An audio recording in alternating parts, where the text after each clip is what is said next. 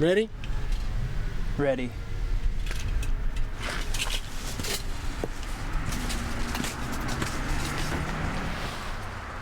See, the whole thing just boils down to one word. What word is that?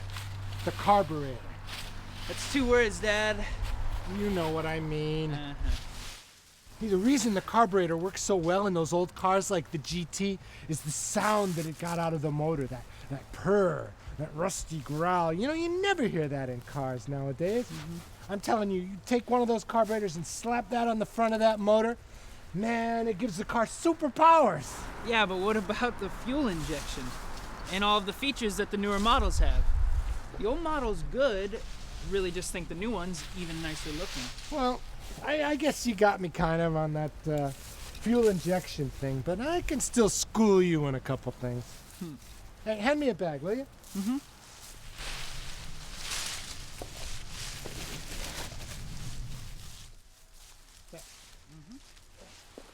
See, it's the main function of the car that I think should be your main concern. When you put all this stuff, all these accessories and distractions into something that's already technologically perfect, you can see all your efforts going in different directions, see? It's kind of like that phone of yours. That you bought me.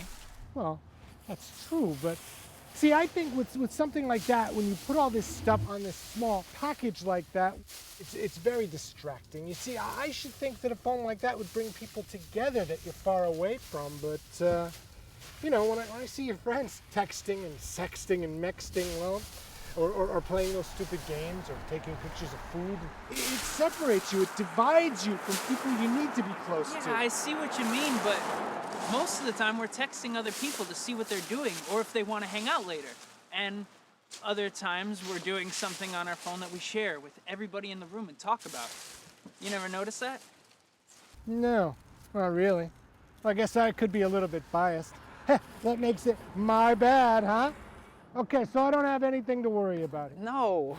I like to think that my friends and I, we use the modern stuff we get as a way of getting the most out of anything. It's like, it's not all about convenience, it's also about improvement. You know, I get the old records versus CDs argument sometimes too. Hey, I like old records and the sound of old GTs. Yeah, well, when I'm rich and famous, I'll buy you one. Oh yeah? Well, you know, before you start saying that, maybe you should work a little harder on getting your college applications out. Did you, by the way? Almost. Almost. Hey, that's good. That's an improvement. Oh, it'll be nice when I almost pay the tuition, huh? Hey. Listen, when you get all those applications done and mailed and out the door, it's going to be the most perfect feeling ever. Definitely. Like when we get these leaves done. Look, you're a lucky guy. After today, you'll never have to rake these leaves on this lawn again.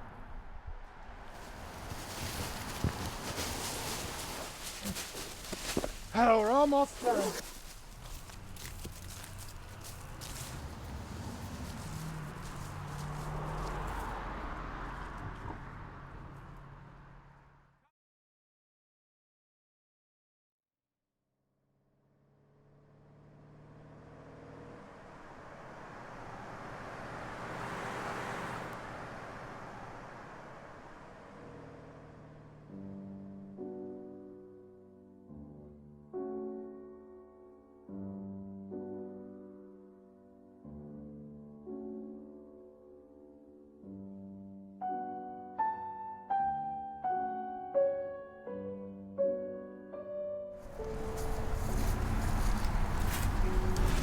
You want to get this side of the lawn? I'll finish up that side. That way we can get done quicker and your ears can get a rest from my ranting. Sure.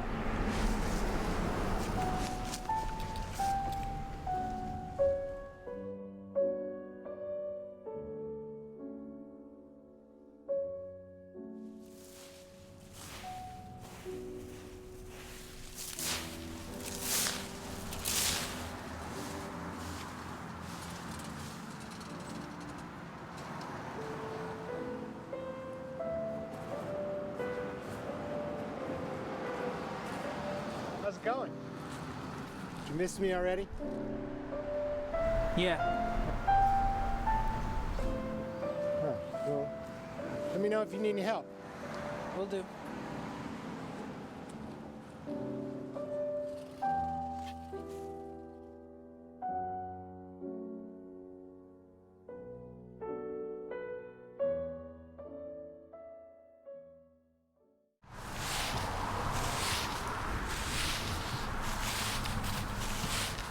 Hey, Dad, Yes, son.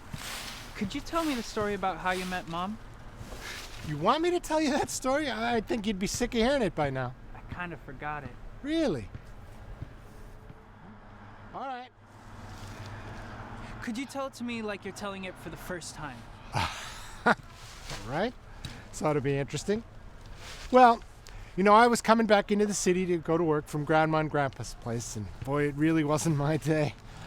There was all these annoying passengers on that train. There was a screaming kid, maybe two, and there was the people next to me were arguing, and I wanted to change my seat.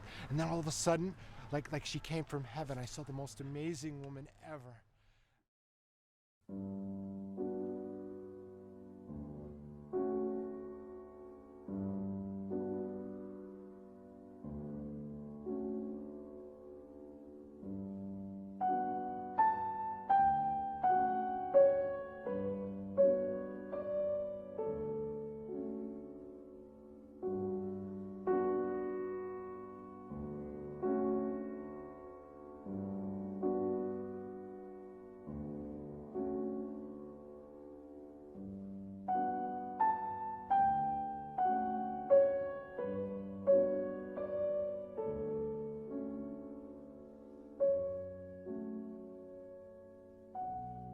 So all I could do really, because I couldn't talk to her, all I could do was stare at her and smile. And I'm smiling and staring at her and smiling and staring at her as wide as I could. God, I looked so ridiculous. Smooth. Oh man, she was much smoother than me, but she, by a miracle, she was looking at me too and smiling. And then the next thing you know, she comes over to me and she says, you look like you got something you want to say to me. And I said, I'm saving this seat for you. And she's actually sat down.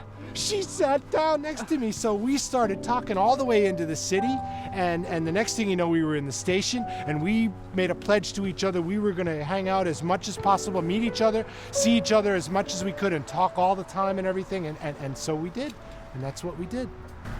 That's amazing. Your mother is amazing. And don't you ever forget it. Well, look, why don't you finish up that section? I'll finish up over here, and we'll just get this done and be done, okay? Yeah, all right. Good.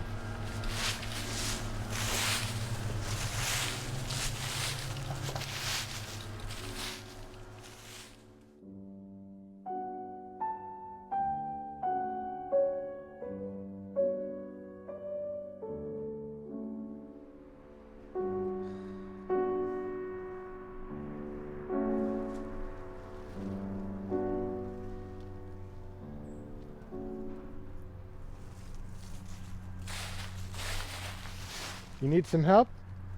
You look a little tired. No, it's all right. Well, you've been working on this same area of leaves for a while now. I have a strategy. Well, you don't need to work on the same pile and then drag it halfway across the lawn. All you need to do is get Don't a bag and a worry, rake. I'm getting there. Well, I only ask because you're kind of going a little slow, and I want to get this I'm done not as soon as we going that slow. Look, well, what's the big secret here? Are you hurt? Did you hurt your back? Nope.